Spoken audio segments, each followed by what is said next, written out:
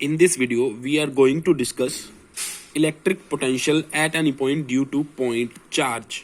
Means हमारे पास एक point charge है, उसके कारण किसी पॉइंट पे हमको इलेक्ट्रिक पोटेंशियल का फॉर्मूला फाइंड करना है। ठीक है, तो मैंने एक point charge plus Q assume कर लिया। इससे स्मॉलर डिस्टेंस पे कोई पॉइंट पी है जहां पे मुझे इलेक्ट्रिक पोटेंशियल की वैल्यू फाइंड करनी है।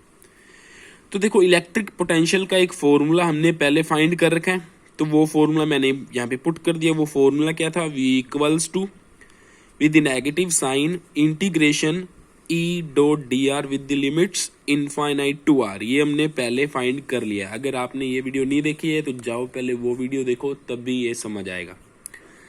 ठीक है, अब देखो नेक्स्ट मैंने क्या किया, ये वेक्टर फॉर्म में था। ठीक है, वैसे पोटेंशियल तो स्केलर क्वांटिटी होती है क्योंकि डॉट प्रोडक्ट हमेशा स्केलर क्वांटिटी देता है, लेकिन ये वेक्टर इधर दोनों वेक्टर में था। नेक्स्ट में मैंने इसको स्केलर ही ले लिया, इलेक्ट्रिक फील्ड एंड डिस्प्लेसमेंट को। वो कैसे ले लिया? इधर देखो ये प्लस क्यू चार्ज है, तो पॉइंट पी पे इलेक्ट्रिक फील्ड की डायरेक्शन किस तरफ होगी? इस तरफ। ठीक है, तो इलेक्ट्रिक फील्ड की डायरेक्शन किस तरफ है? इस तरफ। अगर इलेक्ट्रिक फील्ड ई वेक्टर की डायरेक्शन इस तरफ है तो माइनस ई वेक्टर की डायरेक्शन किस तरफ होगी? इसकी अपोजिट डायरेक्शन में। 11th में पढ़ा हो ना, नेगेटिव वेक्टर। अगर नेगेटिव वेक्टर होती है उसकी डायरेक्शन उल्टी हो जाती है। तो ई वेक्टर की डायरेक्शन इस तरफ है तो माइनस ई वेक्टर की डायरेक्शन इस तरफ होगी। अब हम क्या कर रहे हैं, देखो इनफाइनाइट से लेके आ रहे हैं। पोटेंशियल का मतलब यही होता है ना, इनफाइनाइट से किसी पॉइंट तक लेके आने में जो वर्क करना पड़ता है।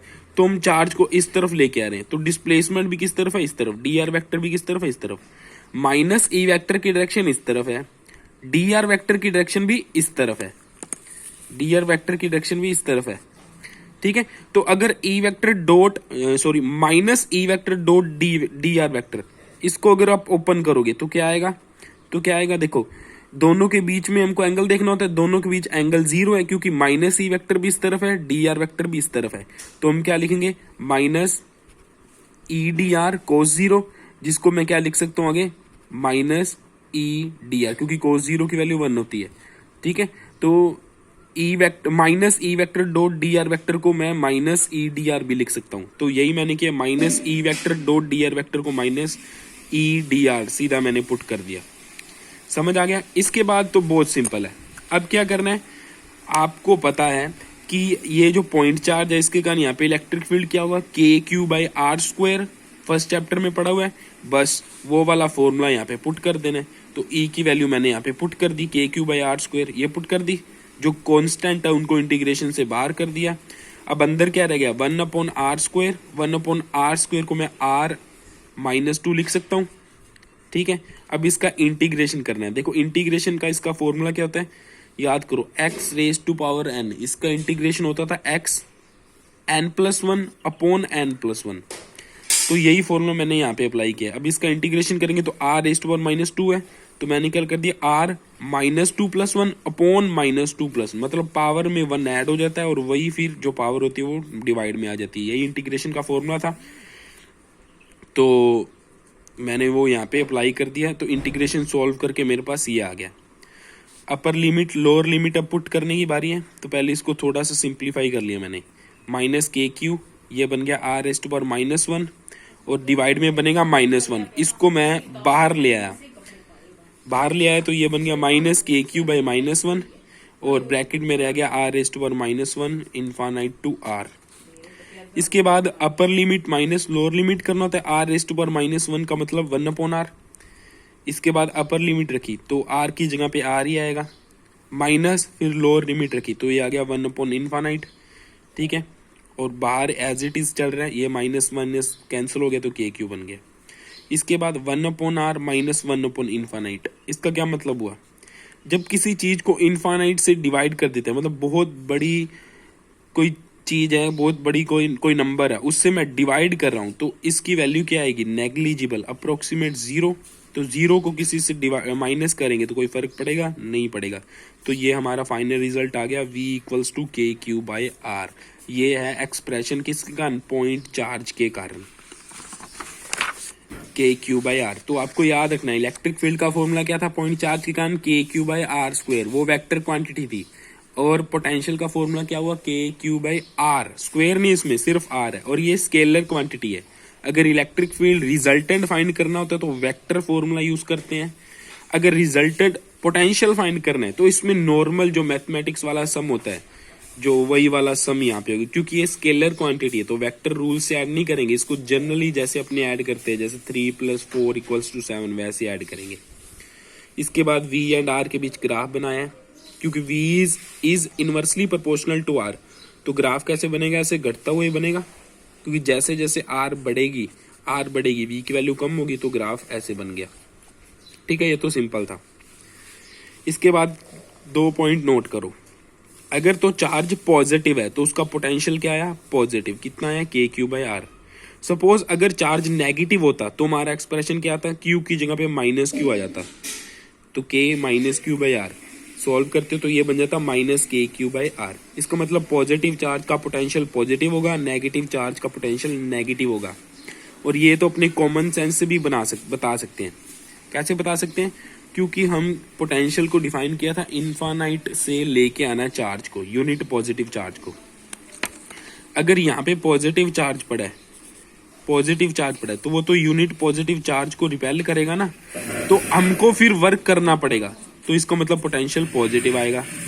और अगर सपोज ये नेगेटिव चार्ज है तो ये पॉजिटिव चार्ज अपने आप ही दौड़ आएगा, तो अपने को वर्क नहीं करना पड़ेगा, अपना वर्क नेगेटिव होगा। हमको तो इसको धीरे धीरे लेके आना, तो ये तो इसकी तरफ तेजी से दौड़ेगा, तो हमको इसको स्लो कर करके लेके आना पड़ेगा, तो हमारा वर्क इस टाइम पे नेगेटिव हो जाएगा, तो पोटेंशियल भी क्या हो जाएगा, नेगेटिव हो जाएगा।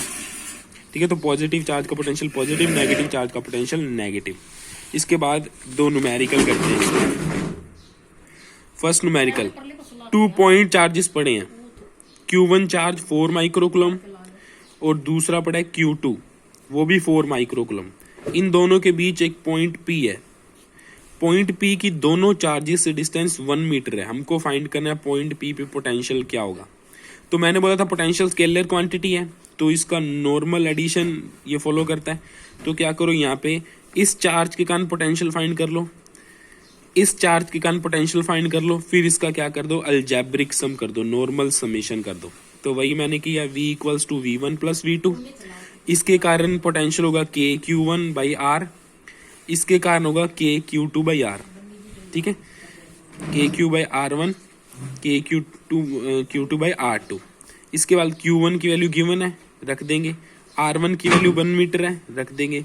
Q2 की वैल्यू 4 माइक्रोकूलम है, यहाँ पे रख देंगे। R2 की वैल्यू भी 1 मीटर है, यहाँ पे रख देंगे। और K की वैल्यू तुमने फर्स्ट चैप्टर से पता ही है, 1/4πε0 होती है, या 9 × 10⁹ होती है।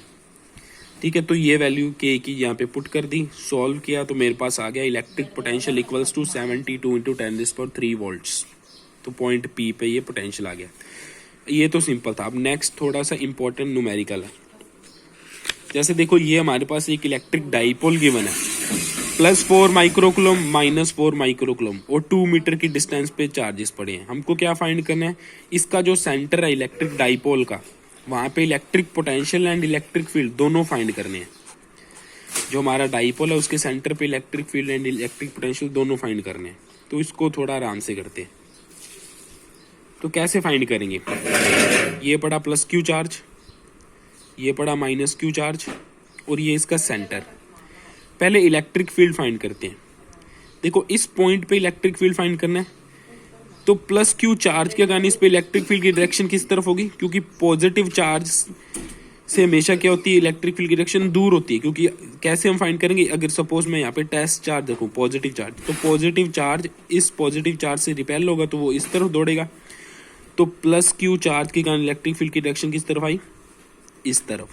सिमिलरली -Q के कारण जो यहाँ पे इलेक्ट्रिक फील्ड होगा उसकी डायरेक्शन भी इसी तरफ आएगी। क्यों, क्योंकि -Q चार्ज क्या करेगा, अगर यहाँ पे मैं टेस्ट चार्ज रख दूं, पॉजिटिव टेस्ट चार्ज रख दूं, तो नेगेटिव चार्ज इसको अट्रैक्ट करेगा, तो ये भी क्या करेगा, टेस्ट चार्ज को अपनी तरफ ऐसे खींचेगा, इस तरफ ही खींचेगा। तो इसके कारण भी इलेक्ट्रिक फील्ड की डायरेक्शन किस तरफ होगी, इसी तरफ होगी। और ये हमको वैसे पता ही है कि +Q चार्ज के कारण इलेक्ट्रिक फील्ड लाइंस बाहर निकल रही थी, -Q चार्ज के कारण इलेक्ट्रिक फील्ड लाइन अंदर आ रही थी। तो +Q चार्ज के कारण इलेक्ट्रिक फील्ड बाहर की तरफ होगा और -Q की अंदर की तरफ होगा। तो वैसे भी देख सकते हैं। अब दोनों के कारण जो इलेक्ट्रिक फील्ड है वो एक ही डायरेक्शन में है, तो इसका मतलब अपने इलेक्ट्रिक फील्ड लिख सकते हैं। कैसे लिखा मैंने, E equals to E1 plus E2। E1 की वैल्यू क्या होगी, के क्यू बाय आर स्क्वायर, और E2 की वैल्यू क्या होगी, के क्यू बाय आर स्क्वायर। इसके बाद के की वैल्यू पुट कर सकते हो, क्यू की वैल्यू गिवन है, आर की वैल्यू क्या होगी, ये वाली आर होगी, इन दोनों के बीच डिस्टेंस, वो क्या होगी 1 मीटर। सिमिलरली इसके लिए भी आर सेम है, तो ये भी क्या होगी 1 मीटर। ये वैल्यू यहाँ पे पुट करके सॉल्व कर सकते हो, क्योंकि दोनों सेम ही डायरेक्शन में है तो ऐड कर दिया। अगर suppose electric field opposite direction में आते, एक के कान इधर आ जाता, एक के कान इधर आ जाता, तो क्या करते हम माइनस करते, क्योंकि एक की डायरेक्शन अगर ये पॉजिटिव है तो उल्टे वाले की नेगेटिव लेनी पड़ती। तो बस वही किया, E vector equals to E1 vector plus E2 vector, वही किया। डायरेक्शन सेम है तो दोनों की डायरेक्शन पॉजिटिव पॉजिटिव आ गई। अगर डायरेक्शन एक ही अपोजिट होती तो यहाँ पे पॉजिटिव आ जाता, वहाँ पे नेगेटिव आ जाता। वो तो इलेक्ट्रिक फील्ड के न्यूमेरिकल्स आपने किए ही हैं। नेक्स्ट, अब पोटेंशियल कैसे फाइंड करें। पोटेंशियल क्या है, स्केलर क्वांटिटी है, तो डायरेक्ट फॉर्मूला लगा दो, V equals to V1 plus V2। V1 की वैल्यू क्या होगी, के Q1 बाई R1। तो के Q1 Q ही है, चार्ज दोनों सेम ही है, के Q1 बाई R1 या के Q बाई R ही बोल सकते हैं अपने। V2 की वैल्यू क्या आएगी, के चार्ज क्या है माइनस Q, तो यहाँ पे माइनस Q बाई R, ठीक है। उसके बाद ये क्या बन जाएगा, K Q by R minus K Q by R, cancel, zero. तो इसका मतलब इलेक्ट्रिक डाइपोल के सेंटर पे पोटेंशियल हमेशा जीरो होता है। और ये कंसेप्ट है, MCQ में आ सकता है कि इलेक्ट्रिक डाइपोल के सेंटर पे इलेक्ट्रिक फील्ड तो नॉन जीरो होता है बट इलेक्ट्रिक पोटेंशियल जीरो होता है, ठीक है। अब आपको एक कंफ्यूजन होगी कि यहाँ पे तुमने के क्यू बाई R1 रखा प्लस के माइनस क्यू बाई R1 रखा, तो इलेक्ट्रिक फील्ड के केस में हमने यहाँ पे माइनस क्यू क्यों नहीं रखा, क्योंकि देखो इलेक्ट्रिक फील्ड एक वेक्टर क्वांटिटी है, तो माइनस साइन प्लस साइन इसके अंदर ही इंक्लूड है। इसको अगर और स्टैंडर्ड तरीके से करें तो ऐसे कर सकते हैं, देखो देखो, फर्स्ट चार्ज के कारण इलेक्ट्रिक फील्ड किस तरफ आया था, इस तरफ। सेकंड चार्ज के कारण इलेक्ट्रिक फील्ड किस तरफ आया था, इस तरफ। तो अगर मैं E1 वेक्टर की वैल्यू लिखूं तो वो क्या आएगी, के Q1 बाई R1, इस तरफ आर कैप डायरेक्शन ले लो, r cap. Similarly E2 vector की डायरेक्शन क्या आएगी, वैल्यू क्या आएगी, के Q2 बाई R2, इसकी भी डायरेक्शन इसी तरफ आई थी, आर कैप। इसके बाद रिजल्टेंट इलेक्ट्रिक फील्ड कैसे फाइंड करते हैं, वेक्टर सम कर दो, ठीक है। Q1 Q2 सेम ही है तो इसको Q लिख सकता हूँ, R1 R2 इसकी वैल्यू भी सेम है तो ये रख सकता हूँ।